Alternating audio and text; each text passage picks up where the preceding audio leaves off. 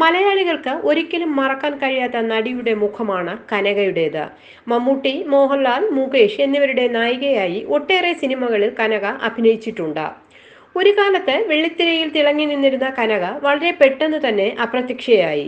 2000-ൽ release ചെയ്ത മഴ തെന്മഴ എന്ന ചിത്രത്തിലാണ് കനക അവസാനമായി അഭിനയിച്ചത്.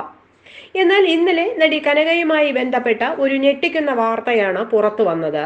കനക താമസിക്കുന്ന ചെന്നൈയിലെ വീട്ടിൽ തീപിടിച്ചു എന്ന വാർത്തയും അതിലെ ദൃശ്യങ്ങളുമാണ് പ്രേക്ഷകർ കണ്ടത്.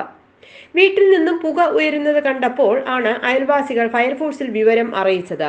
ഇതിനെ തുടർന്ന് മൈലാപുരിയിൽ നിന്നും ഫയർഫോഴ്സ് സ്ഥലത്തെത്തി കനകയുടെ വീട്ടിൽ കയറിയപ്പോഴാണ് നിരവധി വസ്ത്രങ്ങൾ കത്തി നശിച്ച നിലയിൽ കണ്ടെത്തിയത്. രക്ഷിക്കാൻ എത്തിയവരെ ആദ്യം നടി വീട്ടിലേക്ക് കയറ്റിയിരുന്നില്ല. ഫയർഫോഴ്സിനോടും പോലീസിനോടും കനക വളരെ മോശമായും രൂക്ഷമായുമാണ് പ്രതികരിച്ചത്. എന്നാൽ അയൽവാസികൾ അവരുടെ മാനസിക നില തെറ്റിയ അവസ്ഥയിലാണെന്നും നാട്ടുകാരെയും അങ്ങോട്ട് അടുപ്പിക്കാറില്ല എന്നും പോലീസ് ഉദ്യോഗസ്ഥരോട് വ്യക്തമാക്കുകയായിരുന്നു.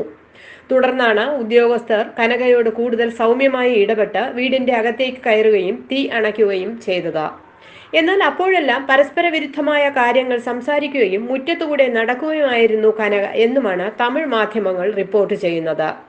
ഫയർഫോഴ്സ് ഉദ്യോഗസ്ഥർ വെള്ളം ഉപയോഗിച്ച് തീ അണച്ചാണ് കൂടുതൽ അപകടങ്ങളൊന്നും ഉണ്ടാവാതെ നടിയെയും വീട്ടുകാരെയും രക്ഷിച്ചത്. വീട്ടിലുള്ളവരോട് ഇതിനെക്കുറിച്ച് അന്വേഷിച്ചപ്പോൾ പൂജാമുറിയിൽ വിളക്ക് കൊളുത്തതിനിടെയാണ് തീ ആളിക്കത്തിയത് എന്നാണ് പറയുന്നത്. അതേസമയം നടിക്ക് സംഭവിച്ച ഈ ദുരന്ത വാർത്ത സോഷ്യൽ മീഡിയയിൽ ചർച്ചയായിരിക്കുകയാണ്. അന്തരിച്ച നടി ദേവികയുടെ മകളാണ് കനക. ഗായികയാവാനാണ് കനക ആഗ്രഹിച്ചിരുന്നത് എങ്കിലും അപ്രതീക്ഷിതമായി അഭിനയ രംഗത്തേക്ക് എത്തുകയായിരുന്നു.